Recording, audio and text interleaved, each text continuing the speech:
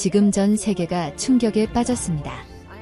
미국이 만성질환자의 이민을 전면 거부하기 시작했다는 소식입니다. 당뇨병, 고혈압, 심지어 천식까지.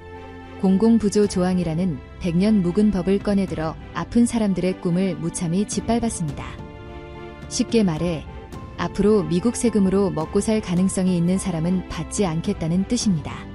그런데 바로 그때 한국이라는 작은 아시아 국가의 정반대 행보에 이목이 집중되고 있습니다. 코로나 팬데믹 속에서 외국인까지 무료로 치료하고 재난지원금까지 지급한 나라. 인슐린 3개월치를 단돈 15만 원에 판매하는 나라. 미국이 버린 사람들을 한국이 품었습니다. 이렇듯 외국인 환자도 차별 없이 안아주는 한국의 생명우선 원칙은 전 세계를 놀라게 했습니다. 단 한 명의 이방인도 포기하지 않는 나라 대한민국. 그리고 그 안에서 피어난 한 커플의 경험담이 세상을 뒤집었습니다. 지금부터 그 믿을 수 없는 이야기의 전말을 소개해드리겠습니다. 영상 시작 전에 구독과 좋아요를 눌러주시면 한국이 진정한 유료 선진국임을 증명하는데 큰 힘이 됩니다. 미국 여성의 사연입니다. 제가 한국을 완전히 오판했다는 걸 고백해야겠습니다. 미국의 세계 최고 의료라는 신화를 믿으며 한국을 임시 쉼터로 치부했죠. 제 남자친구의 당뇨병이 비자 거부로 이어질 때도 한국은 그냥 저렴한 약값 정도일 거라 생각했습니다.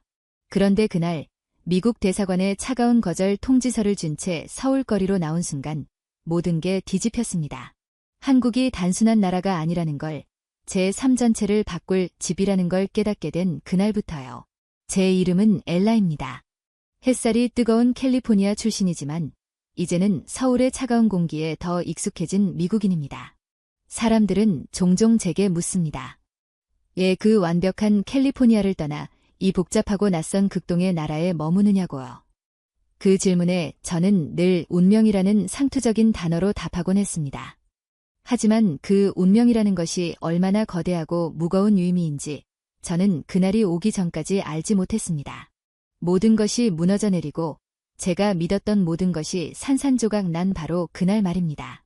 이야기는 2년 전, 그러니까 저와 제 남자친구 루이가 아메리칸 드림이라는, 지금 생각하면 지독히도 순진했던 그 꿈을 향해 첫 발을 내디뎠던 그 순간부터 시작되어야 합니다. 저는 5년 전 서울의 한 대학의 교환학생으로 처음 한국 땅을 밟았습니다. 1년의 짧은 여정일 거라 생각했습니다. 하지만 한국은 저를 놓아주지 않았습니다. 24시간 잠들지 않는 도시의 역동성, 그 속에 흐르는 묘한 정이라는 이름의 유대감, 그리고 무엇보다 안전함. 밤 12시에도 새벽 2시에도 노트북을 카페에 두고 화장실을 다녀와도 아무도 제 물건에 손대지 않는다는 그 경이로운 일상. 캘리포니아에서는 상상도 할 수 없는 일이었습니다. 저는 결국 교환학생 프로그램을 마치고 장학금을 받아 대학원 과정에 진학했습니다. 제 전공은 국제관계학입니다.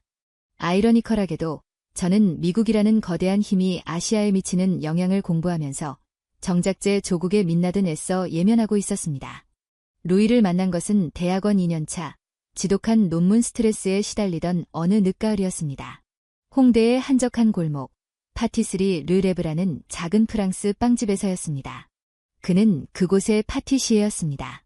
파리에서 온 햇살에 바스러질 듯한 금발과 수줍은 미소를 가진 남자였습니다. 이거 드셔보세요. 마들렌인데 방금 구웠어요. 밤샘 공부에 지쳐 몽롱한 제 앞에 그는 김이 모락모락 나는 마들렌 한 조각을 내밀었습니다. 그날 저희는 빵집 마감 시간을 훌쩍 넘겨가며 이야기를 나눴습니다. 파리 15구역에서 자란 그의 유년 시절, 그리고 왜 하필 임원 한국에서 프랑스 빵을 굽고 있는지에 대해서요. 파리는 너무 낡았어요. 모든 게 정체되어 있죠. 하지만 서울은, 엘라, 여기는 매일매일이 새로워요. 사람들의 눈에 내일이 담겨 있어요. 저희는 그렇게 사랑에 빠졌습니다. 미국인 여자와 프랑스인 남자. 저희는 서울이라는 거대한 무대 위에서 가장 이국적인 연인이었습니다. 저희는 마포구의 작은 오피스텔에서 함께 살기 시작했습니다. 주말이면 망원시장에서 장을 봐와 루이는 근사한 프랑스 가정식을, 저는 서툰 솜씨로 김치찌개를 끓였습니다. 저희는 한강을 자전거로 달렸고 고궁의 처마 밑에서 비를 피했으며 광장시장의 빈대떡에 막걸리를 마시며 저희의 미래를 그렸습니다. 저희의 서울살이는 완벽했습니다. 정말이지 흠잡을 데 없이 완벽했습니다. 단 하나의 그림자를 제외하고는요. 루이에게는 평생의 동반자가 있었습니다. 그가 원하지 않았던, 하지만 떠나보낼 수도 없는. 그것은 바로 당뇨였습니다. 일형 당뇨병. 청소년기에 발병한 면역체계가 스스로 췌장을 공격하는 자가 면역질환입니다. 그의 잘못이 아니었지만 세상은 종종 그것을 그의 결함처럼 취급했습니다. 저는 그가 매일 식사 전후로 배에 혹은 팔뚝에 스스로 인슐린 주사를 놓는 모습을 지켜봐야 했습니다. 손가락 끝을 바늘로 찔러 혈당을 재고 앱에 꼼꼼히 기록하는 것이 그의 일상이었습니다. 그는 가방에 늘 주사기와 혈당 측정기, 그리고 저혈당 쇼크에 대비한 초콜릿을 넣고 다녔습니다. 미안해요, 엘라. 가끔은 내가 완전하지 못한 사람처럼 느껴져요. 무슨 소리예요, 루이. 당신은 내가 아는 가장 완벽한 사람이에요. 이건 그냥 당신의 일부일 뿐이에요.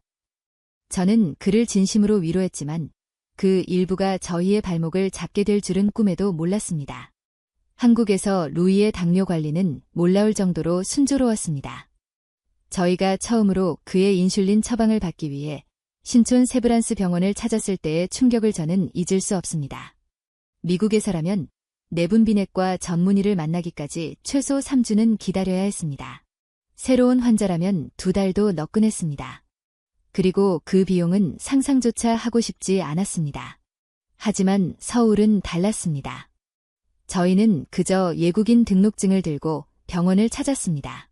거대한 로비는 마치 호텔 같았고 모든 시스템은 물 흐르듯 유연했습니다.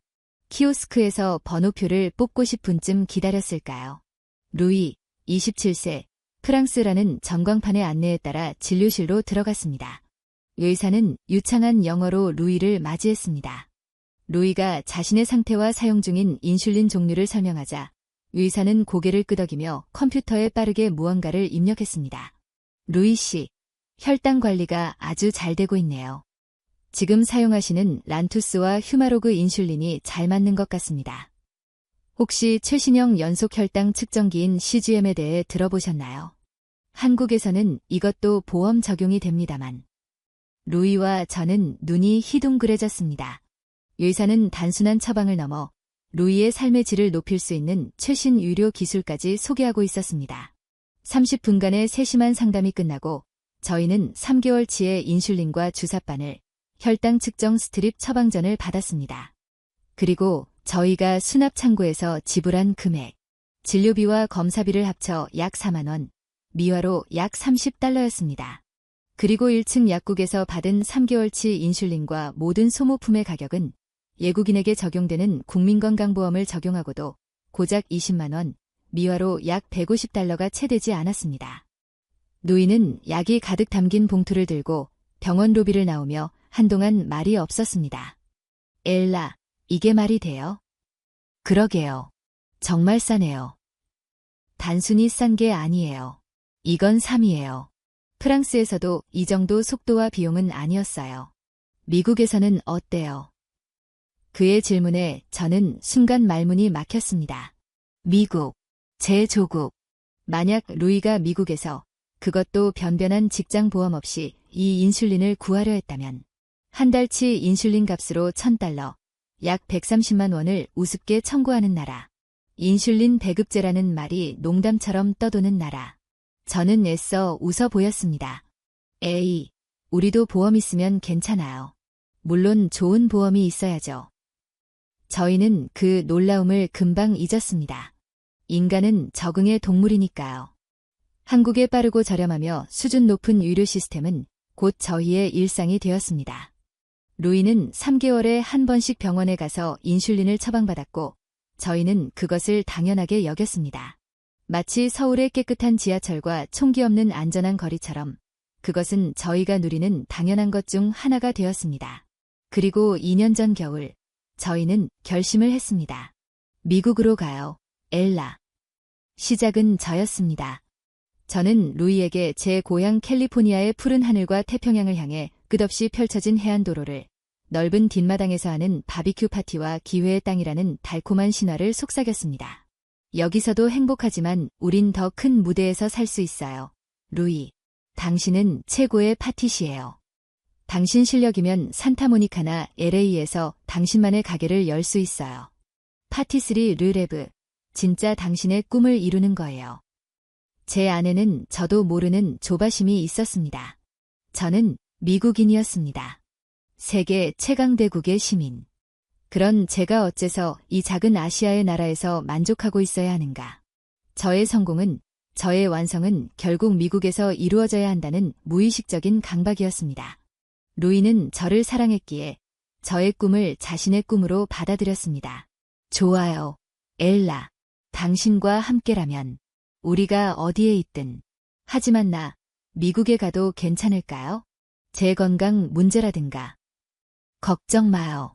미국이 어떤 나라인데요. 세계 최고의 의료 기술을 가졌어요. 당신은 거기서 최신 치료를 받을 수 있을 거예요.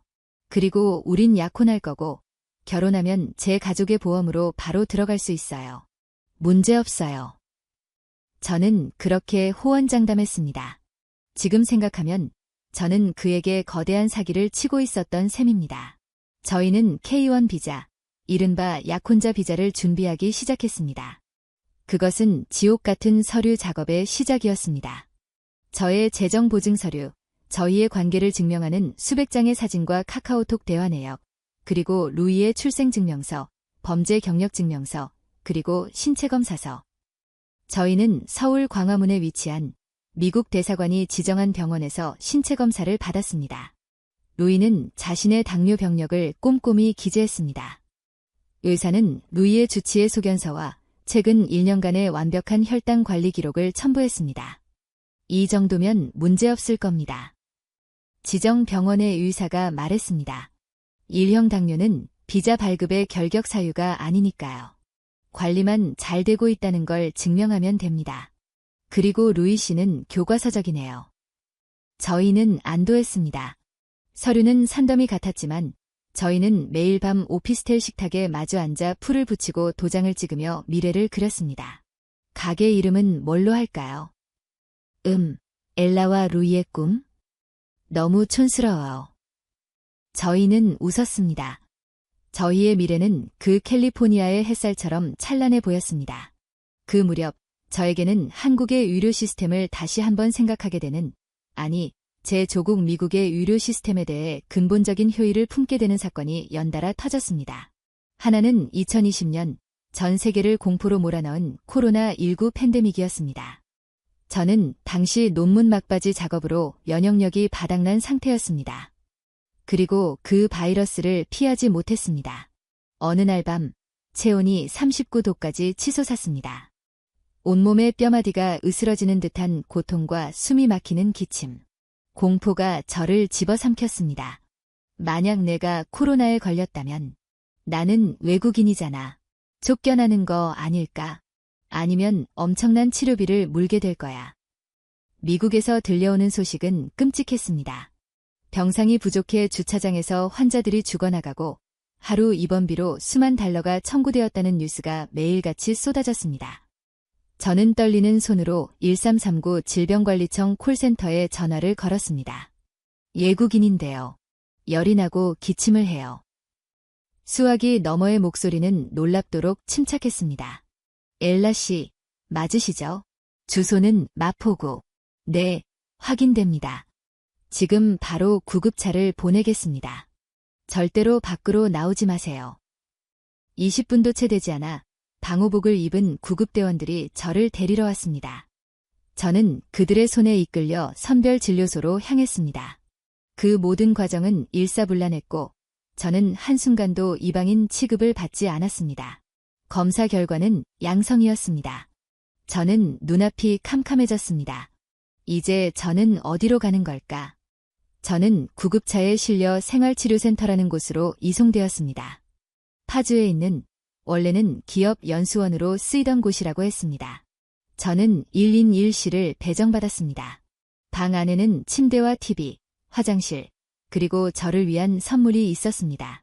거대한 상자 안에는 칫솔, 치약, 수건, 잠옷 같은 생필품과 함께 과자, 컵라면, 그리고 손편지가 들어있었습니다. 엘라님, 빠른 쾌유를 빕니다. 마포구. 저는 그 상자를 붙들고 울었습니다. 공포 때문이 아니었습니다. 그것은 뭐라 형용할 수 없는 감동, 혹은 충격이었습니다.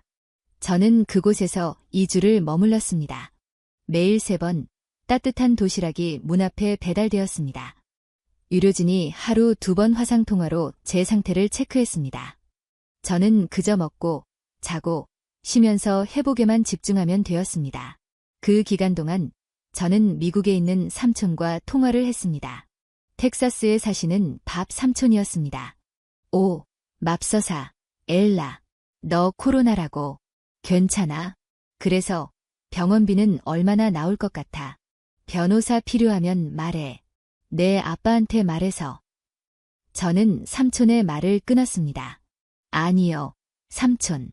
저 괜찮아요. 그리고 여기는 무료예요. 뭐라고? 무료라고요. 전부 다요. 검사, 치료, 숙식 모두요. 전화기 너머로 삼촌의 기가 막힌 듯한 숨소리가 들려왔습니다.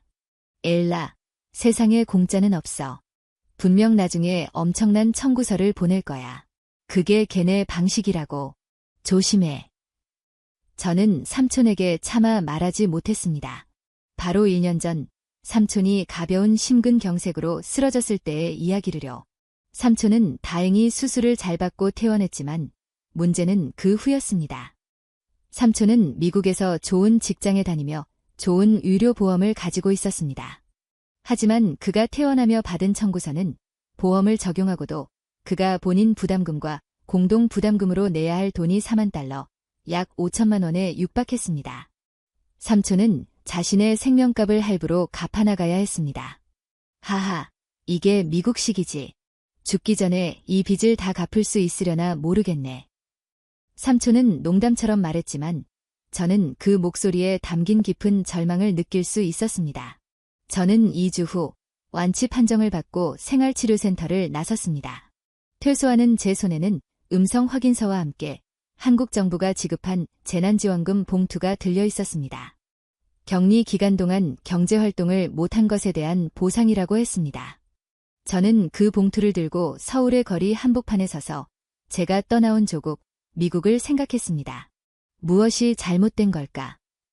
이 경험은 저에게 강렬한 인상을 남겼지만 어리석게도 저는 그것을 팬데믹이라는 특수 상황으로 치부해버렸습니다. 아메리칸 드림이라는 거대한 환상은 그 정도의 충격으로 깨지지 않았습니다. 루이의 가족들조차 저희의 한국살이를 부러워했습니다. 루이의 어머니는 파리에서 저희에게 종종 전화를 걸어 안부를 물었습니다. 루이, 인슐린은 충분히 있니? 파리도 요즘 병원 예약이 쉽지 않아서 내 동생이 감기 때문에 의사 만나는데 일주일을 기다렸단다. 루이가 웃으며 대답했습니다. 엄마, 여긴 한국이에요. 난 어제 아침에 예약해서 오늘 오후에 의사 만나고 인슐린 3개월치 받아왔어요. 걱정 말아요. 오, 세상에. 정말 한국은 대단한 나라구나. 너희가 거기 있어서 다행이다. 그래요. 저희도 그렇게 생각했습니다. 한국에 있어서 다행이다. 하지만 저희는 그 다행을 발판 삼아 그 다행이 없는 곳으로 떠나려 하고 있었습니다. 드디어 모든 서류 준비가 끝났습니다. K1 비자 신청서, 재정 보증 서류, 그리고 루이의 완벽한 건강 상태를 증명하는 신체검 사서까지. 저희는 이 서류 뭉치를 들고 서울 주재 미국 대사관에 인터뷰 날짜를 잡았습니다. 인터뷰 날짜는 2월 14일, 밸런타인데이로 잡혔습니다. 이건 운명이에요, 엘라. 대사관도 우리 사랑을 축복하는 거라고. 루이는 아이처럼 기뻐했습니다. 저는 그날 밤 캘리포니아의 부모님께 전화를 걸었습니다.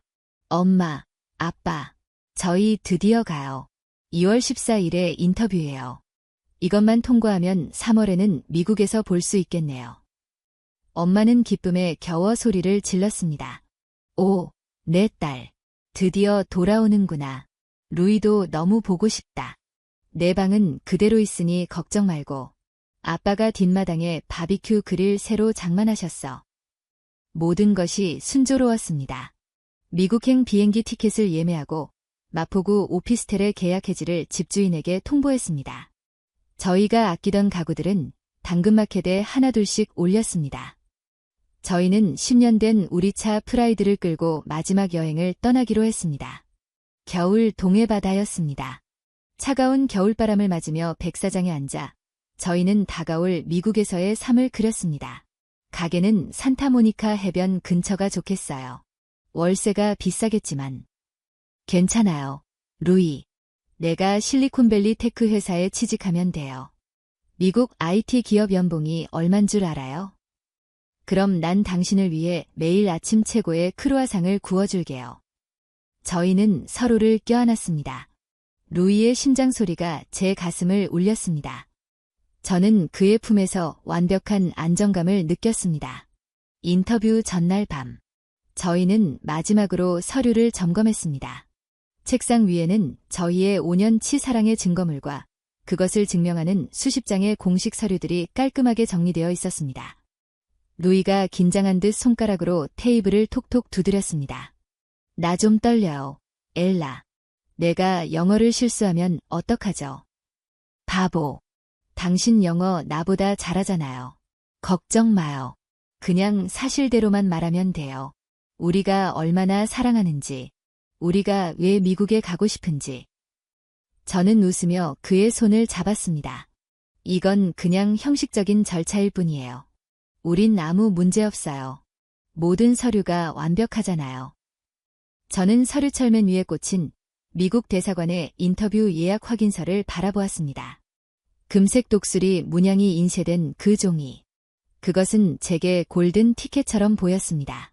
윌리 원카의 초콜릿 공장으로 들어가는 티켓처럼 우리를 환상의 나라, 꿈의 나라로 인도해줄 단 한 장의 초대장. 루이. 내일이면 우리의 새로운 인생이 시작되는 거예요. 루이는 저를 바라보며 미소 지었습니다. 그의 눈에는 저에 대한 무한한 신뢰와 미래에 대한 희미한 불안감이 동시에 담겨 있었습니다. 그날 밤, 저는 캘리포니아의 제 방에서 잠드는 꿈을 꾸었습니다. 창밖으로는 태평양의 노을이 지고 있었고 멀리서 엄마가 저녁 먹으라 부르는 소리가 들려왔습니다. 너무나 평화롭고 완벽한 아메리칸 드림이었습니다. 다음 날 아침, 저희는 가장 좋은 옷을 차려입고 광화문에 있는 미국 대사관으로 향했습니다. 서울의 아침 공기는 유난히 차가웠지만 저희의 마음은 뜨거웠습니다. 저는 미국 시민권자였기에 대사관은 제게 집이나 다름없는 곳이었습니다. 저는 당당하게 그리고 자랑스럽게 루이의 손을 잡고 그 육중한 철문 안으로 들어섰습니다. 그것이 제가 믿었던 모든 것의 종말을 고하는 문이 될 줄은 꿈에도 상상하지 못한 채로요. 2월 14일 아침 8시 광화문 미국 대사관 앞은 일은 시간임에도 불구하고 긴장감으로 팽팽했습니다. 공기 중에 떠다니는 것은 사랑의 날을 기념하는 달콤한 설렘이 아니었습니다. 그것은 수많은 사람들의 절박한 희망과 그 희망이 꺾일지도 모른다는 날카로운 불안감이 뒤섞인 차가운 금속성의 냄새였습니다. 이쪽으로 와요, 엘라. 루이가 제 손을 꼭 잡았습니다. 그의 손은 긴장으로 땀이 배어 축축했지만 그 온기가 저에게는 유일한 위안이었습니다. 저는 미국 시민권자 라인으로 당당하게 걸어 들어갔습니다. 입구의 보안 검색대에서 캘리포니아 면허증이 박힌 제 파란색 여권을 내밀자 보안 요원은 가벼운 목례와 함께 집에 오신 걸 환영한다는 듯한 익숙한 미소를 지었습니다. 그래요, 집. 이곳은 저의 영토, 저의 나라가 운영하는 공간이었습니다. 저는 루이에게 이 집의 안락함과 든든함을 보여주고 싶었습니다. 걱정 마요. 여긴 내 나와바리야. 캘리포니아식 농담을 던지고 싶었지만 루이의 굳은 얼굴을 보고 입을 다물었습니다. 그는 지금 손님으로서 심사를 받기 위해 이곳에 와 있었습니다. 저희는 휴대전화를 비롯한 모든 전자기기를 입구에 맡기고 나서야 비로소 대사관의 심장부인 거대한 대기실로 들어설 수 있었습니다. 높은 천장, 차가운 대리석 바닥, 그리고 방탄유리로 완벽하게 분리된 수십 개의 창고. 그곳은 소통을 위한 공간이 아니라 판결을 위한 법정처럼 느껴졌습니다. 벽에 걸린 거대한 성조기와 대통령의 사진이 이곳이 누구의 영토인지를 무겁게 선언하고 있었습니다. 대기실의 의자는 이미 세계 각국에서 온 사람들로 가득 차 있었습니다. 유창한 영어를 구사하며 서류를 검토하는 비즈니스맨, 갓난아기를 안고 초조하게 남편을 기다리는 동남아시아 여성, 노부모의 초청 이민 서류를 100번은 더 확인하는 듯한 한국인 중년 부부.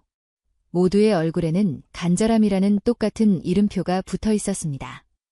저희는 번호표를 뽑아들고 구석진 자리에 앉았습니다. K13045. 전광판에는 저희보다 100번은 앞선 번호들이 느릿느릿 흘러가고 있었습니다. 밸런타인데이라서 좀 낭만적일 줄 알았는데 분위기가 살벌하네요. 루이가 낮은 목소리로 속삭였습니다. 그러게요. 그래도 괜찮아요. 우린 그냥 사랑 이야기하러 온 거잖아요. 사실대로만 말하면 돼요. 저는 그의 어깨에 머리를 기댔습니다. 하지만 제 심장도 그의 것만큼이나 요란하게 뛰고 있었습니다. 시간은 고문처럼 더디게 흘러갔습니다. 10분, 30분, 1시간. 대기실의 공기는 무거웠습니다. 간간히 창구 쪽에서 환호성이 터져나오기도 했습니다. 노란색 봉투를 흔들며 가족에게 달려가 부둥켜 안고 우는 사람들. 그들은 골든 티켓을 거머쥔 승자였습니다. 하지만 그 반대의 경우도 있었습니다. 어떤 창구 앞에서는 격렬한 항의가 벌어졌습니다. 말도 안 돼. 내 서류는 완벽하다고. 당신 지금 무슨 근거로. 창구 안의 영사는 그저 무표정한 얼굴로 어깨를 으쓱할 뿐이었습니다. 방탄유리는 그들의 절규를 완벽하게 차단했습니다. 다음 분. 이라는 기계적인 목소리만 이따금 스피커를 통해 흘러나왔습니다. 절망에 빠진 사람들은 노란색 대신 분홍색 혹은 파란색 쪽지를 쥐고 망연자실한 표정으로 대기실을 떠났습니다. 그들이 휩쓸고 간 자리에는 차가운 절망의 기운이 감돌았습니다. 저는 애써 그쪽을 외면했습니다. 우리는 저렇게 되지 않아. 우리는 진짜니까. K13045. 드디어 2시간이 거의 다 되어서야 전광판에 저희 번호가 떴습니다. 12번 창구. 아싸요. 루이와 저는 벌떡 일어났습니다. 서류철을 든 제 손이 미세하게 떨렸습니다. 저희는 12번 창구로 향했습니다. 그 몇 걸음이 마치 수십 킬로미터처럼 길게 느껴졌습니다. 12번 창구의 방탄유리 너머에는 30대 후반으로 보이는 백인 남성 영사가 앉아 있었습니다. 그는 금발을 단정하게 빗어넘겼고 완벽하게 다려진 흰색 셔츠에 미스터 앤더슨이라는 명찰을 달고 있었습니다. 그는 저희의 서류를 넘겨받으며 날카로운 푸른 눈으로 저희를 훑어보았습니다. 안녕하십니까, 로빈슨 씨, 디부아 씨. 그의 목소리는 지극히 사무적이었지만 묘하게 위압감이 실려 있었습니다. 안녕하세요, 앤더슨 씨. 저는 제가 가진 가장 밝고 자신감 넘치는 미국인의 미소를 지어 보였습니다. 해피 밸런타인데이. 그는 제 인사에 대꾸하지 않았습니다. 그저 모니터를 바라보며 타자를 치기 시작했습니다.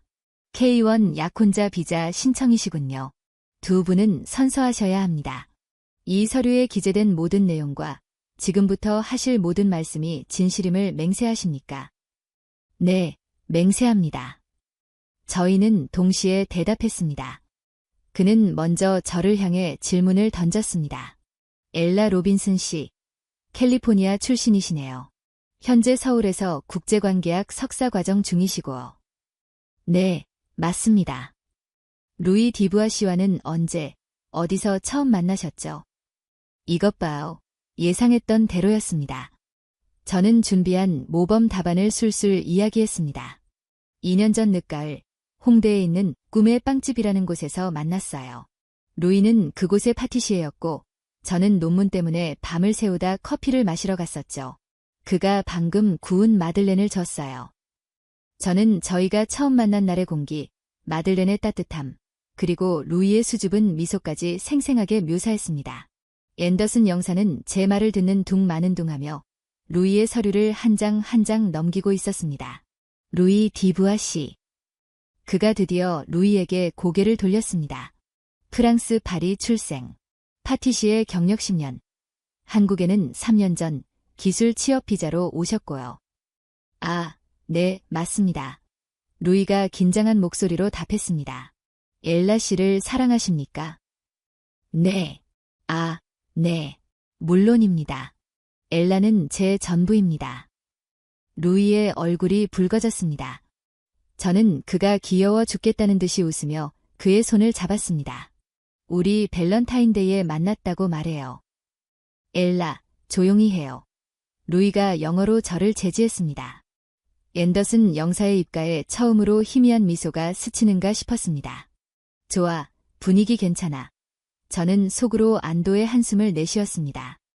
영사는 저희의 관계를 증명하기 위해 제출한 사진첩을 펼쳤습니다. 망원시장에서 장을 보는 저희, 한강에서 자전거를 타는 저희, 동해바다에서 입을 맞추는 저희. 사진이 많네요. 행복해 보입니다. 네, 저희는 정말 서로에게 완벽한 사람이에요. 제가 끼어들었습니다. 영사는 사진첩을 툭, 소리가 나게 닫았습니다. 그리고 그는 서류철 가장 마지막에 있던 병원에서 발급한 루이의 신체검사서를 꺼내 들었습니다. 대기실의 모든 소음이 순간적으로 멈추는 듯했습니다. 그의 푸른 눈이 신체검사서의 한 부분을 아주 오랫동안 응시했습니다. 루이 디부아 씨. 그의 목소리는 밸런타인데이의 따뜻함이라고는 일도 없는 얼음장처럼 차가운 톤으로 돌아와 있었습니다. 기록을 보니 1형 당뇨병을 앓고 계시군요. 심장이 쿵 하고 바닥으로 떨어지는 것 같았습니다. 네, 맞습니다. 하지만 루이가 무언가 말을 하려 했지만 영사는 손을 들어 그의 말을 막았습니다. 매일 인슐린 주사를 4회 이상 투여하고 계시고요. 그렇죠. 네, 하지만 혈당 관리는 완벽하게 하고 있습니다. 여기 주치의 소견서에도 미국 이민법 섹션 212조항에 대해 들어보셨습니까? 영사가 방탄유리 너머로 마치 법전의 한 구절을 읽는 판사처럼 말했습니다. 네, 그게 무슨... 저는 심상치 않은 기운을 느끼고 앞으로 나섰습니다. 섹션 212, 일명 공공부조 조항입니다. 영사는 모니터를 향해 말할 뿐 저희를 쳐다보지도 않았습니다.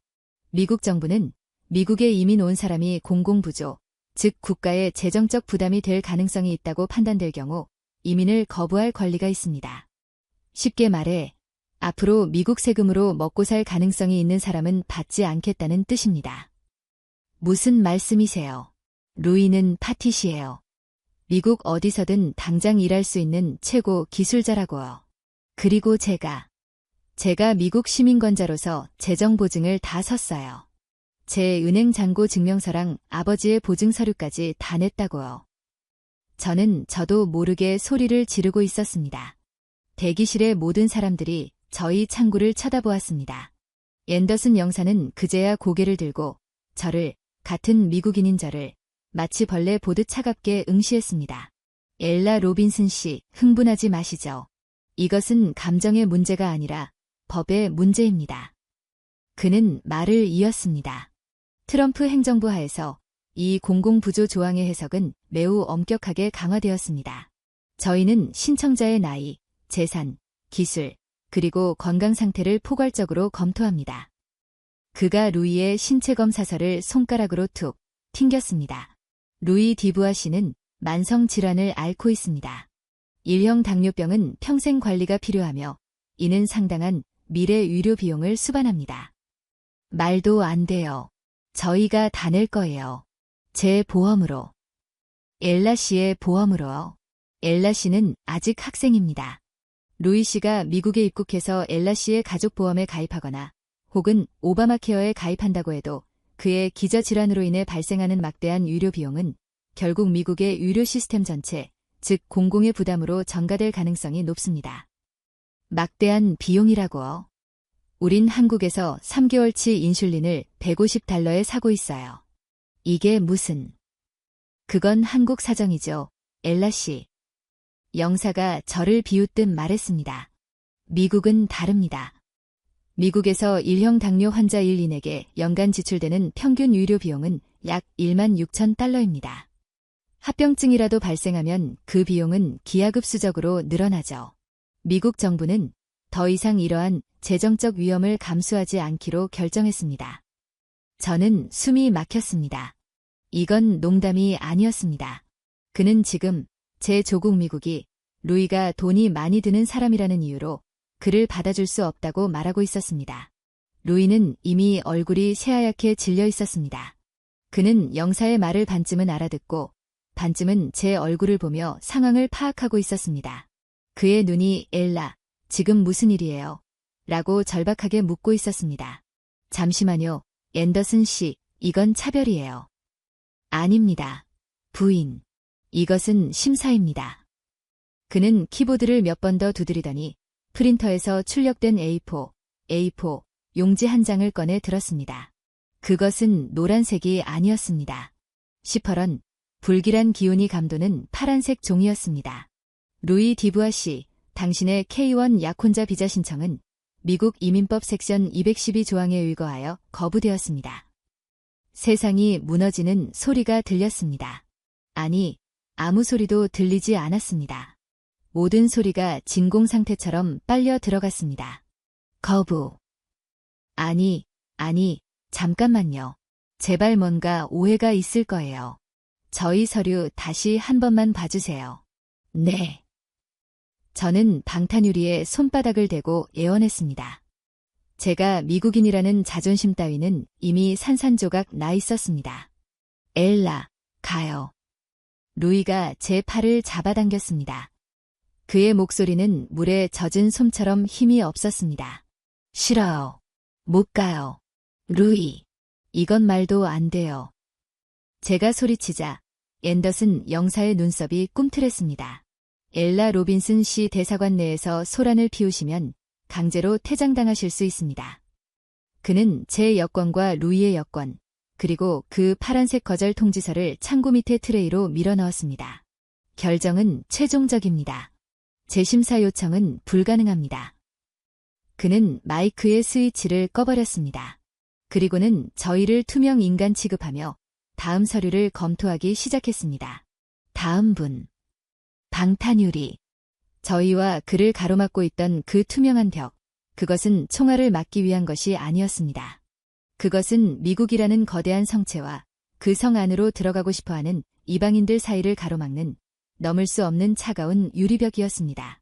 저는 미국인이었지만 그 순간 저는 완벽한 이방인이었습니다. 저는 제 조국에 위해, 제 조국의 이름으로, 제 사랑하는 사람의 가슴에 대못을 박는 그 순간을 유리벽 하나를 사이에 두고 무력하게 지켜봐야 했습니다. 루이는 제 손목을 거의 끌다시피 해서 창구에서 멀어졌습니다. 저는 멍하니 그의 손에 이끌려 대기실을 가로질렀습니다. 환호성을 지르던 사람들, 절망하던 사람들. 그 모든 풍경이 초현실적인 슬로우 모션처럼 스쳐 지나갔습니다. 저희는 짐을 찾는 곳에서 저희의 휴대전화를 돌려받았습니다. 루이의 여권에는 비자 디나이드라는 지울 수 없는 낙인이 찍혀 있었습니다. 대사관의 육중한 철문이 저희 뒤에서 닫혔습니다. 밸런타인데이의 차가운 광화문 바람이 뺨에 흐르는 뜨거운 무언가를 순식간에 얼려버렸습니다. 눈물이었습니다. 엘라. 루이가 저를 불렀습니다. 저는 그제야 참았던 숨을 토해내며 그의 앞에서 무너져 내렸습니다. 미안해요, 루이. 미안해요. 내가 다 망쳤어요. 내가 미국 가자고 해서. 저는 대사관 앞 차가운 보도블록에 주저앉아 아이처럼 울부짖었습니다. 루이는 아무 말 없이 저를 안아주었습니다. 그의 몸도 사시나무처럼 떨리고 있었습니다. 택시 잡아요. 한참 만에 루이가 말했습니다. 저희는 택시를 타고 마포구의 저희 오피스텔로 돌아왔습니다. 택시 안에서 저희는 단 한마디도 하지 않았습니다. 창밖으로 서울의 평화로운 풍경이 스쳐 지나갔습니다. 아무 일도 없었다는 듯이 사람들은 웃고 떠들며 거리를 활보하고 있었습니다. 오피스텔 문을 열고 들어선 순간 저희는 다시 한번 절망과 마주해야 했습니다. 집안은 온통 당근마켓에 내놓거나 미국으로 붙이기 위해 포장된 박스들로 가득 차 있었습니다. 저희가 미국에서의 새로운 삶을 꿈꾸며 스스로 부숴버린 저희의 한국에서의 보금자리였습니다. 저희는 짐 박스 더미 사이에 주저앉았습니다. 이제 어떡하죠, 엘라? 루이가 텅 빈 눈으로 제게 물었습니다. 저는 대답할 수 없었습니다. 제 집이라고 믿었던 미국은 너는 돈이 많이 드니까 안 돼. 라며 루이를 거부했습니다. 저희의 꿈이라고 믿었던 아메리칸 드림은 예초에 완벽한 건강과 재정적 능력을 갖춘 완벽한 사람에게만 주어지는 골든 티켓이었습니다. 루이는 제 가장 완벽한 루이는 그들의 기준에서 결함이 있는 사람이었습니다. 저는 그제야 깨달았습니다. 제가 그토록 자랑스러워했던 저의 조국이 사실은 얼마나 차갑고 얼마나 오만하며 얼마나 무자비한 괴물이었는지를요. 그날 광화문 미국 대사관의 그 차가운 유리벽 앞에서 저는 미국인 엘라가 아니라 미국이라는 거대한 환상에서 막 깨어난 길 잃은 이방인이 되어 있었습니다. 2월 14일 오후 마포구의 오피스텔. 한때 저희의 꿈의 공장이었던 곳. 캘리포니아의 햇살을 담아가겠다며 저희가 함께 고른 노란색 커튼 사이로 겨울해가 무겁게 기울고 있었습니다. 빛은 따뜻했지만 방 안의 공기는 대사관 12번 창구의 유리병만큼이나 차가웠습니다. 저희는 짐을 싸기 위해 어지럽혀진 박스 더미 속에서 마치 난파선의 생존자처럼 말없이 앉아 있었습니다. 루이의 여권이 테이블 위에 아무렇게나 던져져 있었습니다. 펼쳐진 페이지에는 그의 잘생긴 얼굴 사진 옆에 비자 디나이드라는 붉고 모욕적인 스탬프가 선명했습니다. 루이, 뭐라도 좀 먹을까요?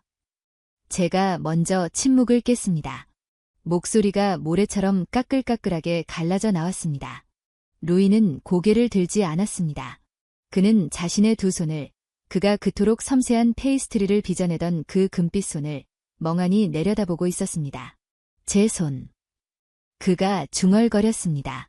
이 손으로 당신을 행복하게 해줄 수 있을 줄 알았어요. 루이, 무슨 소리예요? 당신 때문이 아니에요. 이건 그 앤더슨이라는 작자, 아니, 그 망할 놈의 트럼프 행정부 때문이에요. 말도 안 되는. 아니요. 루이가 제 말을 잘랐습니다. 그의 목소리는 텅 비어 있었습니다. 그 사람 말이 맞아요, 엘라. 뭐라고요? 나는 미래 의료 비용이에요. 나는 재정적 위험이고 공공부조 대상자예요. 나는 당신의 조국에 부담이 될 존재예요.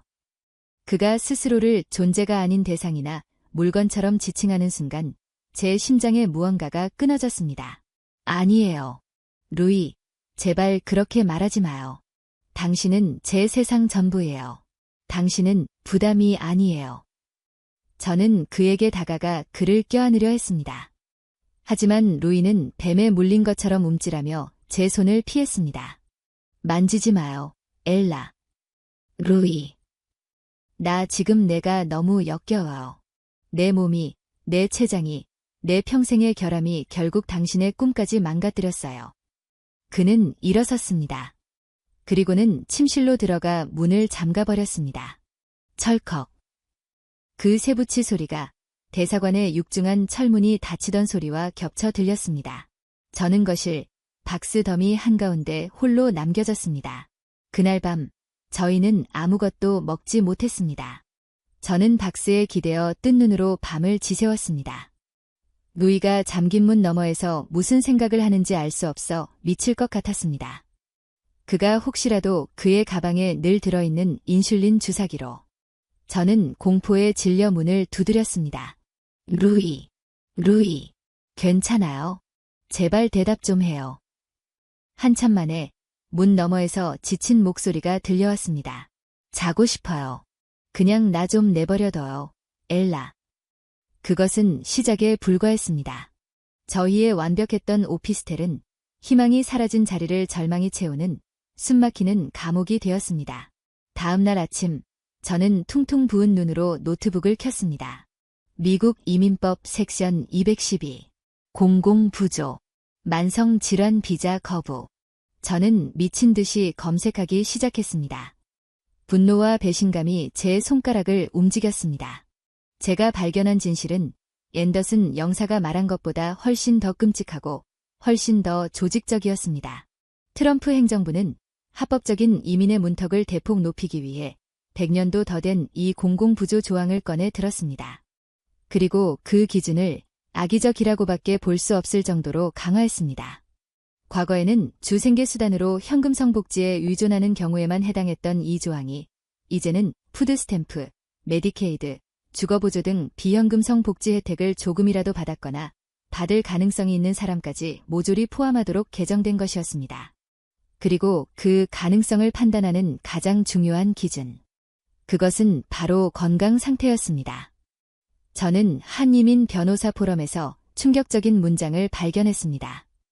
새로운 규정하에서 당뇨병, 심장질환, 심지어 고혈압 같은 관리 가능한 만성질환을 가진 신청자는 다른 모든 조건이 완벽하더라도 공공부조 대상자로 분류되어 영주권이나 비자가 거부될 확률이 매우 높습니다. 정부는 이들을 미래의 잠재적 재정 부담으로 간주합니다. 잠재적 재정 부담. 루이는 제 사랑은 제 조국에게 사람이 아니라 숫자로 계산되는 부채에 불과했습니다. 저는 제 부모님께 캘리포니아에 전화를 걸었습니다. 엄마, 저희 비자 거부당했어요. 수화기 너머로 엄마의 비명이 들려왔습니다. 뭐라고? 밸런타인데이에? 예. 도대체. 저는 앤더슨 영사가 했던 말을 그대로 옮겼습니다. 루이의 당뇨병, 공공부조, 맙서사. 아빠가 전화를 가로채셨습니다. 아빠는 전형적인 아메리칸이었습니다. 뭐든 하면 된다고 믿는 분이셨습니다. 엘라, 걱정 마라. 당장 이민 변호사 선임하자. 최고의 로펌으로. 아빠가 돈 대줄게. 항소하면. 항소 못해요, 아빠. 저는 차갑게 말했습니다. 대사관 결정은 최종적이래요. 재심사도 없고요. 그럼 다른 비자로. 무슨 비자로요? 루이의 몸에 당뇨 환자라는 낙인이 찍혔는데 미국은 아픈 사람은 원하지 않는데요. 엘라, 너 지금 내 조국을 비난하는 거니? 네, 비난해요. 아니, 저주해요. 어떻게 나라가 이럴 수 있어요? 이게 제가 배운 자유의 여신상이 말하는 미국이에요.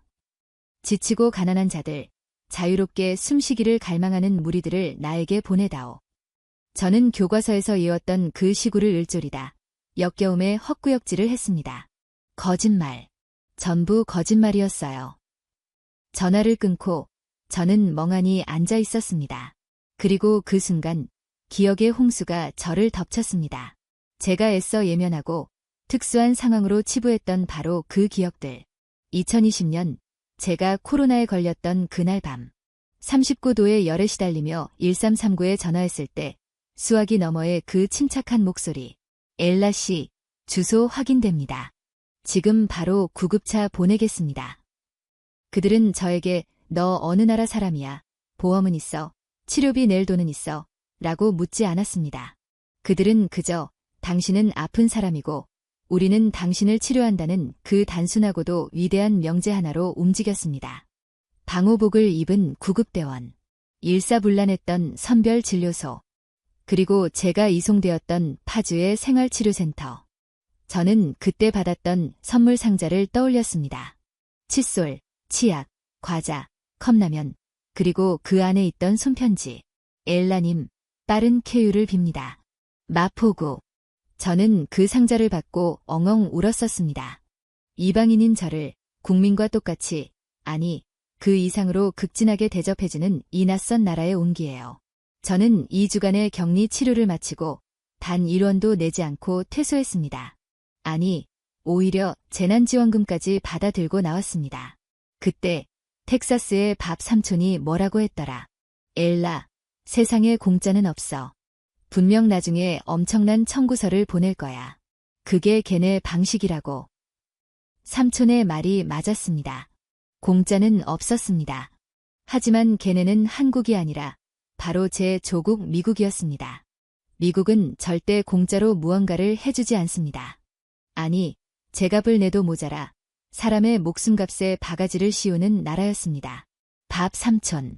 가벼운 심근경색으로 쓰러졌다가 좋은 보험을 가지고도 4만 달러의 생명값을 청구받은 저의 삼촌. 그는 퇴원 후 그 빚을 갚기 위해 은퇴를 미루고 주말에도 우버를 운전해야 했습니다. 미국은 아픈 것을 죄로 취급하는 나라였습니다. 가난하게 아픈 것은 사형 선고였고 부유하게 아픈 것은 파산으로 가는 지름길이었습니다. 저는 루이가 잠긴 방문을 바라보았습니다. 루이의 당뇨. 그가 한국에서 3개월마다 처방받던 인슐린과 소모품들, 진료비와 약값을 다 합쳐도 20만 원, 150달러 남짓. 저는 노트북으로 다시 검색했습니다. 미국 란투스 가격, 미국 휴마로그 가격, 미국 연속 혈당 측정기 가격. 숫자들을 확인하는 순간 저는 숨을 쉴 수 없었습니다. 똑같은 인슐린 한 펜의 가격이 한국의 10배, 20배를 넘어서고 있었습니다. 보험 없이는 루이가 3개월간 사용하는 약값만 수천 달러에 달했습니다. 영사가 말한 연간 1만 6천 달러는 오히려 축소된 금액일지도 몰랐습니다. 미국의 제약회사들은 특허라는 이름으로 인슐린 가격을 담합하고 천정부지로 끌어올리고 있었습니다. 그들에게 당뇨 환자는 치료의 대상이 아니라 평생 짜낼 수 있는 현금 암소였습니다. 그제야 모든 퍼즐이 맞춰졌습니다. 미국이 루이를 거부한 이유. 그것은 단순한 재정 부담 때문이 아니었습니다.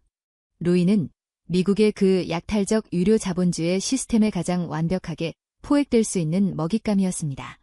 그런 먹잇감이 공공부조 시스템인 오바마케어나 메디케이드에 편입되어 수익이 되지 않을 가능성을 그들은 원천 차단한 것이었습니다. 미국은 완벽한 사람만 원한다고. 아니었습니다. 미국은 완벽하게 건강해서 유료비를 쓰지 않을 사람, 혹은 완벽하게 부유해서 천문학적인 유료비를 감당할 수 있는 사람만 원했습니다. 루이는, 그리고 저는 그 어느 쪽도 아니었습니다. 저희는 어중간하게 아팠고 어중간하게 가난했습니다. 저희는 아메리칸 드림의 성문에 발을 들일 자격조차 없는 불량품이었습니다. 그때 침실문이 열렸습니다. 이틀 만에 밖으로 나온 루이는 유령 같았습니다. 금발머리는 헝클어져 있었고 푸른 눈은 핏발이 서고 초점이 없었습니다. 그는 식탁으로 걸어가 자신의 혈당 측정기를 집어들었습니다. 그리고는 그것을 쓰레기통에 던져버렸습니다. 루이, 지금 뭐 하는 거예요? 그는 대답 없이 냉장고로 걸어가 문을 열었습니다. 그리고는 3개월치 인슐린이 담긴 박스를 꺼냈습니다. 그가 그것마저 쓰레기통으로 가져가려 했을 때 제가 그를 막아섰습니다. 미쳤어요. 이거 없으면 당신 죽어요. 죽는 게 나아요, 엘라. 그가 제 눈을 똑바로 바라보며 말했습니다. 이것 때문에, 이 망할 놈의 인슐린 때문에 내가 당신을 미국에 못 가게 막았잖아요. 내가 부담이 됐잖아요. 아니라고 했잖아요. 그딴 쓰레기 같은 나라, 이젠 저도 가기 싫어요. 거짓말. 루이가 처음으로 저에게 소리쳤습니다. 거짓말하지 마요, 엘라. 그건 당신 집이잖아요. 당신 꿈이었잖아요. 당신은 캘리포니아의 햇살을 그리워했잖아요. 근데 나 때문에, 이 병신 같은 몸뚱어리 때문에. 그는 스스로의 가슴을 주먹으로 내리쳤습니다. 저는 울부짖으며 그의 손을 잡았습니다. 제발, 루이, 그러지 마요. 응. 내가 잘못했어요. 내가 캘리포니아 따위를 입에 담아서 내가 당신을 여기 한국에 있게 했어야 했는데 당신이 가장 안전했던 이곳에. 저희는 부엌 바닥에 주저앉아 서로를 부둥켜 안고 울었습니다. 얼마나 울었을까요? 루이가 제 어깨에 얼굴을 묻은 채 웅얼거렸습니다. 엄마한테 전화했었어요. 파리에 계신 그의 어머니. 뭐라고 하세요? 오시겠대요. 파리에서요? 여기까지요? 아니요. 파리로 당장 돌아오래요. 당신이랑 같이. 프랑스. 루이의 또 다른 집. 프랑스 역시 완벽한 유료 시스템을 갖춘 나라였습니다. 루이가 말하길 비용은 거의 무료지만 의사 만나려면 한 달은 기다려야 하는 나라. 그래요. 가요. 루이. 프랑스로 가요. 미국 따위 다 잊어버리자고요. 제가 그의 등을 토닥이며 말했습니다. 루이는 고개를 저었습니다. 모르겠어요. 엘라. 난 파리를 떠나온 이유가 있었어요. 그곳은 정체되어 있었으니까. 내일이 없었으니까. 그때 제 휴대전화가 울렸습니다. 밥 삼촌이었습니다. 저는 받을까 말까 망설이다 스피커폰으로 전화를 받았습니다. 엘라, 얘기 들었다. 젠장. 삼촌의 거친 목소리가 스피커를 찍고 나왔습니다. 그 망할 놈의 공공부조. 나도 그것 때문에 죽겠어. 내년에 메디케어 신청해야 하는데 내가 작년에 병원비 때문에 파산 신청했던 거 그것 때문에 꼬투리 잡힐까 봐 변호사 알아보고 있다고. 삼촌, 괜찮으세요? 안 괜찮아. 이 나라는 미쳤어. 엘라. 여긴 지옥이야. 근데 그거 알아. 삼촌이 갑자기 목소리를 낮췄습니다. 내가 전에 말했던 거, 너 코로나 걸렸을 때 한국에서 공짜로 치료받았다고 했던 거. 그거 진짜야? 네, 삼촌. 진짜예요. 젠장. 삼촌은 한동안 말이 없었습니다. 엘라. 거기 안전한 거지. 거기는 아프다고 쫓아내거나 파산시키지 않는 거지. 네, 삼촌. 여긴 적어도 여긴 아니에요. 그럼 바보같이 돌아오지 마. 절대로 이 지옥으로 돌아오지 마. 알겠니? 전화가 끊겼습니다. 루이가 멍한 눈으로 저를 바라보고 있었습니다. 당신 삼촌, 밥? 응. 그분도 미국이 지옥이래요. 저희는 다시 침묵에 잠겼습니다. 미국은 지옥, 프랑스는 과거. 그렇다면 지금 저희가 발딛고 서 있는 이곳, 한국은 무엇일까? 제가 코로나에 걸렸을 때 이방인인 저를 기꺼이 품어주고 치료해주고 쾌유를 빈다는 손편지까지 건네주었던 나라.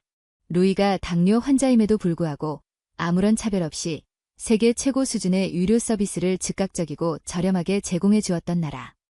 루이의 프랑스 가족들조차 너희가 거기 있어서 다행이라고 말했던 나라. 제 삼촌이 절대 돌아오지 말라고 절규했던 그 지옥과는 정반대에 있는 나라. 저희는 왜 이 안식처를 떠나 저 지옥으로 가려 했던 걸까요?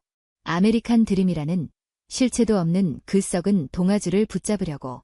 루이가 천천히 일어섰습니다. 그는 쓰레기통에서 자신의 혈당 측정기를 다시 꺼냈습니다.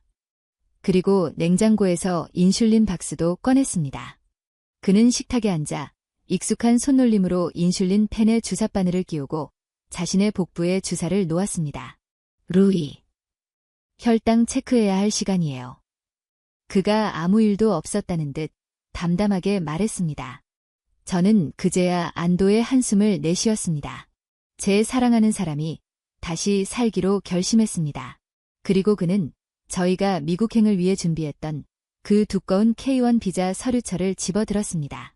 그 안에는 저희의 5년치 사랑의 증거인 사진 수백 장, 저희가 밤새워 번역하고 공증받은 서류들, 그리고 앤더슨 영사가 건넨 그 시퍼런 거절 통지서가 끼워져 있었습니다. 루이는 그 서류철을 들고 거실 한가운데, 박스더미 한가운데 섰습니다. 그는 저를 바라보았습니다. 그의 눈에는 더 이상 절망이나 분노가 담겨 있지 않았습니다. 그것은 각성한 자의 차갑고도 단단한 결의였습니다. 엘라.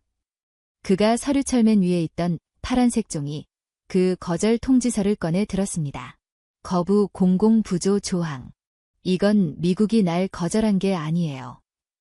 그는 그 종이를 반으로 찢었습니다. 촤악. 종이가 찢어지는 소리가 방 안을 날카롭게 울렸습니다. 이건 내가, 루이 디부아가 그런 야만적인 나라를 거절하는 거예요. 그는 나머지 서류들을 뭉텅이로 집어들었습니다. 저희가 함께 웃고 있던 사진들, 저의 재정 보증 서류, 저희가 꿈꿨던 아메리칸 드림의 자네들. 그는 그것들을 남김없이 갈갈이 찢어발기기 시작했습니다. 종이 조각들이 눈처럼 흩날리며 저희를 둘러싼 이삿짐 박스 위로 떨어졌습니다. 필요 없어요. 이런 쓰레기 같은 꿈은. 루이가 마지막 종이 조각을 바닥에 내던지며 선언했습니다. 우리는 여기에 남아요. 엘라. 당신을 사람으로 대해주는 이 나라에. 나를 부담이 아니라 환자로 대해주는 이 나라에. 우리는 한국에 남아요. 저는 제 조국으로부터 버림받고 제 사랑하는 사람으로부터 각성을 선물 받은 저는 흩날리는 종이 조각들 속에서 그저 고개를 끄덕일 수밖에 없었습니다. 저희의 아메리칸 드림은 2월의 차가운 서울 공기 속에서 수백 장의 종이 조각이 되어 마포구 오피스텔 바닥에 흩어졌습니다. 루이가 찢어발긴 것은 단순한 비자 서류가 아니었습니다. 그것은 제가 20여 년간 의심 없이 믿어왔던 거대한 신화, 미국이라는 이름의 환상이었습니다. 우리는 한국에 남아요. 루이의 그 선언은 절망의 끝에서 길어올린 가장 단단한 희망이었습니다. 그날 밤, 저희는 바닥에 흩어진 종이 조각들을 치우지 않았습니다. 그것은 마치 전쟁의 잔해, 혹은 저희가 치러낸 혹독한 각성의 증거물처럼 보였습니다. 저희는 찢어진 사진 조각과 거부라는 붉은 글자가 새겨진 파란 종이의 파편들 사이에서 이삿짐 박스에 기댄 채 뜬 눈으로 밤을 새웠습니다. 이상하게도 무섭지 않았습니다. 모든 것을 잃었다고 생각했는데 오히려 모든 것이 선명해졌습니다. 골든 티켓은 애초에 존재하지 않았습니다. 저희가 쫓고 있던 것은 무지개 끝에 있다는 황금 단지가 아니라 저희를 집어삼키려는 괴물의 아가리였습니다. 다음 날 아침, 저는 집주인에게 전화를 걸었습니다. 사장님, 저 엘라인데요. 혹시 저희 계약 해지 취소할 수 있을까요? 수화기 너머의 집주인 아저씨는 특유의 퉁명스러운 목소리로 답했습니다. 뭐요? 미국 간다면서 짐 다 뺀 거 아니었어? 벌써 부동산에 내놨는데. 죄송해요. 사정이 생겨서 저희 그냥 여기 살면 안 될까요? 네. 아, 진짜. 요즘 것들은. 아저씨는 한참을 투덜거렸습니다. 저는 심장이 다시 쿵쾅거리기 시작했습니다. 여기서마저 쫓겨나면 저희는. 알았어. 부동산에 내가 잘 얘기해볼게. 그쪽도 아직 계약된 건 아니라니까. 대신 다음엔 이런 걸로 속 썩이지 마. 감사합니다. 사장님. 정말 감사합니다. 전화를 끊고 저는 루이를 바라보며 환하게 웃었습니다. 됐어요. 루이. 우리 집 그대로 있어요. 집. 불과 이틀 전 저는 광화문이 그 차가운 성조기 앞에서 집에 오신 것을 환영한다는 인사를 받았었습니다. 하지만 진짜 집은 퉁명스러워도 결국 저희를 다시 받아준 이곳, 서울의 작은 오피스텔이었습니다. 저희는 당근마켓에 올렸던 가구들을 하나씩 판매 취소로 돌렸습니다. 죄송합니다. 구매자님. 사정이 생겨서 판매를 취소해야 할 것 같아요. 정말 죄송합니다. 몇몇은 화를 냈지만 대부분은 무슨 일 있으신가요? 괜찮으시길 바라요. 라는 뜻밖의 위로를 건넸습니다. 저희는 텅 비어가던 냉장고를 다시 채우기 위해 망원시장으로 향했습니다. 모든 것이 그대로였습니다. 두부가게 아저씨의 힘찬 목소리, 생선 가게의 비릿한 활기, 떡볶이와 튀김이 끓어오르는 고소한 냄새. 저희가 미국이라는 환상에 빠져있는 동안에도 이곳의 현실은 멈추지 않고 뜨겁게 흘러가고 있었습니다. 총각. 오랜만이네. 미국은 잘 다녀왔어. 단골 야채 가게 아주머니가 루이를 보며 아는 체를 했습니다. 저희가 곧 미국으로 떠난다고 작별 인사를 했었기 때문이었습니다. 루이는 잠시 머뭇거렸습니다. 그의 얼굴에 스쳐가는 수치심과 안도감. 아니요, 아주머니. 저 미국 안 갔어요. 예. 그 좋은 데를 왜 안 가? 제가 끼어들었습니다. 여기 야채가 너무 맛있어서요. 미국엔 이런 알배추 없잖아요. 아이고, 이 이쁜이는 말하는 것도 이뻐. 그래, 미국이 뭐 별거요? 여기서 둘이 알콩달콩 사는 게 최고지.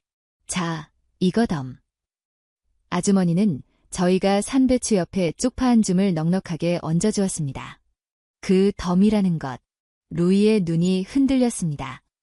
미국은 만성 질환자라는 이유로 그를 부담 취급하며 내쫓았습니다. 한국은 말 이쁘게 한다는 이유로 덤을 얹어주었습니다. 그것은 단순한 쪽파 한 줌이 아니었습니다. 그것은 정이었고 포용이었으며 환대였습니다. 완벽한 사람만 골라받는 그들의 성체와는 다른 모자란 것을 보면 기꺼이 채워주고 마는 이 낯설고도 따뜻한 나라의 방식이었습니다. 그날 저녁 저희는 흩어진 종이 조각들을 깨끗이 치우고 망원시장에서 사온 재료들로 저녁을 차렸습니다.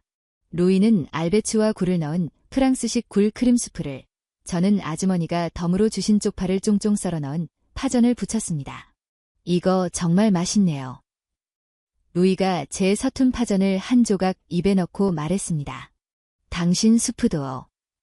이건 안도의 맛이에요, 엘라. 네. 우리가 살아남았다는 맛. 저희는 그날 이후 미국이라는 단어를 입에 올리지 않았습니다. 그것은 금기어가 되어서가 아니었습니다. 더 이상 저희 삶의 의미가 없어져 버렸기 때문이었습니다. 저는 캘리포니아의 부모님께 다시 전화를 걸었습니다. 엄마, 아빠, 저 논문 통과되면 취직하려고요. 한국에서. 엘라, 정말 괜찮겠니? 네, 아니, 여기가 더 좋아요. 여긴 적어도 아프다고 사람을 내쫓지는 않으니까요. 엄마는 아무 말도 하지 못했습니다. 저는 아빠에게 밥 삼촌의 이야기를 전했습니다. 파산 신청 때문에 메디케어조차 위태로워진 그의 현실을요. 아빠도 건강 조심하세요. 미국은 아프면 안 되는 나라잖아요. 제 목소리에는 조국에 대한 마지막 남은 애정 대신 차가운 연민만이 남아 있었습니다. 루이는 다시 파티스리 르랩으로 돌아갔습니다. 그가 며칠간 가게 문을 닫자 동네 단골 손님들이 무슨 일이냐며 걱정의 메시지를 보내왔었다고 했습니다. 사장님, 어디 아프세요? 사장님, 마들렌 없으면 우리 딸이 학교를 안 가요. 루이는 다시 빵을 굽기 시작했습니다. 그의 표정은 예전보다 더 평온해 보였습니다. 전에는 성공을 위해 빵을 구웠어요, 엘라. 미국에서 제 가게를 여는 꿈을 위해서. 근데 이젠 아니에요. 그럼 지금은요? 지금은 고마워서 빵을 구워요. 나를 내쫓지 않아줘서. 내 빵을 기다려주는 사람들이 이곳에 있어서. 그냥 그게 다예요. 그의 꿈은 작아졌지만 그의 행복은 훨씬 더 단단해졌습니다. 저는 대학원 논문을 마치고 국제관계학 석사 학위를 받았습니다. 그리고 서울에 있는 한 비영리 단체, 즉 NPO에 취직했습니다. 국내에 체류하는 외국인 노동자와 이주민들의 인권, 특히 유료 접근권을 옹호하는 단체였습니다. 제가 면접에서 저의 미국인으로서의 경험이 아니라 이방인으로서 겪었던 한국의 코로나 치료 경험을 이야기했을 때 면접관들은 깊은 공감을 보냈습니다. 엘라 씨처럼 한국의 시스템을 직접 경험한 외국인의 시선이 저희에게는 꼭 필요합니다. 저는 제 상처를, 제 각성을 다른 이방인들을 돕는 무기로 사용하기 시작했습니다. 저는 일을 하며 제가 겪었던 것보다 훨씬 더 감동적인 한국의 모습들을 발견했습니다. 불법 체류자 신분으로 공사장에서 다리가 부러진 방글라데시 노동자. 그는 추방이 두려워 병원에 가지 못했습니다. 하지만 저희가 그를 연결해준 국립중앙의료원은 그의 신분을 묻지 않고 인도주의적 차원에서 무료로 수술을 진행해 주었습니다. 선치료 후정산. 그것은 돈이 아니라 생명을 먼저 생각하는 한국 의료 시스템의 가장 위대한 원칙이었습니다. 물론 한국이 완벽한 천국이라는 뜻은 아니었습니다. 제가 만난 많은 이주민들은 여전히 차별과 편견에 시달렸습니다. 외국인이라는 이유로 임금을 체불당하고 피부색이 다르다는 이유로 폭언을 들었습니다. 루이와 저 역시 서양인 커플이라는 이유로 어딜 가나 힐끔거리는 시선을 감당해야 했습니다. 하지만 적어도 시스템의 영역에서, 특히 생명과 존엄의 영역에서 한국은 제가 태어난 그 선진국이라는 나라보다 훨씬 더 선진적이었습니다. 미국은 자유와 기회를 말했지만 그 이면에는 아프면 죽어라는 잔인한 각자도생의 논리가 숨어 있었습니다. 한국은 경쟁과 빨리빨리를 말했지만 그 이면에는 아픈 사람은 국가가 책임진다는 강력한 공동체 의식이 흐르고 있었습니다. 저는 깨달았습니다. 미국이 그토록 두려워했던 공공부조, 즉 국가가 개인에게 부담이 되는 그 시스템이야말로 한 사회가 도달할 수 있는 가장 위대한 성취라는 것을요. 개인이 국가를 위해 존재하는 것이 아니라 국가가 개인을, 특히 아프고 약한 개인을 위해 존재한다는 그 증거.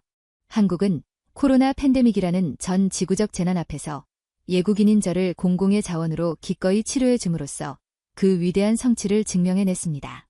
미국은 만성질환이라는 개인의 불행 앞에서 이민이라는 한 사람의 꿈을 공공의 부담으로 낙인 찍으며 스스로 괴물임을 증명해냈습니다. 1년 후 2월 14일 저희의 아메리칸 드림이 산산조각 났던 바로 그날. 저희는 대사관이 아닌 마포구청으로 향했습니다. 저희 결혼했어요. 저는 캘리포니아의 부모님께 혼인신고서와 함께 찍은 사진을 전송했습니다. 루이는 프랑스 억양이 섞인 서툰 한국어로 혼인서약을 했고 구청 직원은 두 분 행복하세요 라며 진심으로 축하해 주었습니다. 그 어떤 심사나 거부도 없었습니다. 저희는 마포구의 오피스텔을 떠나 연희동의 작은 빌라로 이사했습니다. 그리고 그해 가을 루이는 파티스리 르레브의 홍대점을 접고 저희 동네의 더 작고 아담한 엘라와 루이의 집이라는 이름의 빵집을 열었습니다. 더 이상 꿈을 쫓지 않고 집을 짓기로 한 것입니다. 가게는 파티시에인 루이와 바리스타가 된 제가 함께 운영했습니다.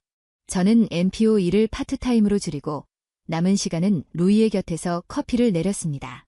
저희 가게는 동네 사랑방이 되었습니다. 할머니들은 루이가 한국식으로 개발한 메뉴인 단팥빵을 사러 오셨고 유치원생들은 제 핫초코를 마시러 왔습니다. 루이는 더 이상 미국이나 성공을 말하지 않았습니다.